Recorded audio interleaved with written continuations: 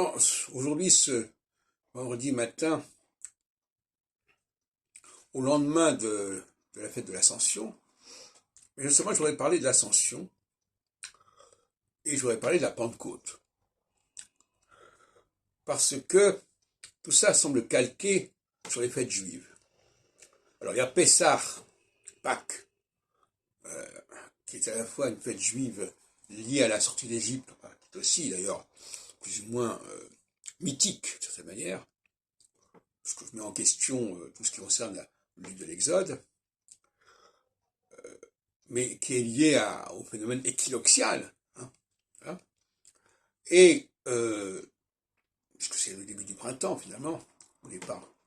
C'est comme ça que c'est calculé, d'ailleurs. Et nous avons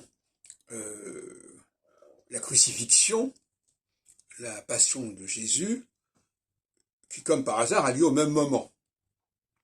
Pas à la même époque, évidemment, mais au même moment de l'année. Puisque son arrestation se fait au moment des fêtes de Pâques, de Pessah. Mais la Pentecôte, les chrétiens, coïncide avec la fête des semaines. 5 semaines, 50 jours plus tard. C'est 7 x 7, 49, c'est-à-dire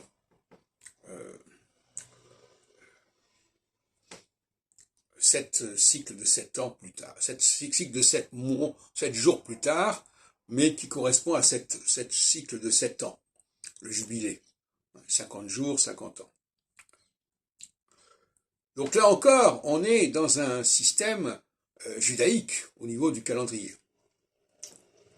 Quant à l'ascension, alors je n'ai pas trouvé de correspondance avec les fêtes juives, mais par contre, on sait que l'ascension est calculée d'après la fête de Pâques. 40 jours. Alors, ces 40 jours, c'est pas 50 jours comme la Pentecôte, c'est 40 jours. C'est l'ascension de Jésus, etc.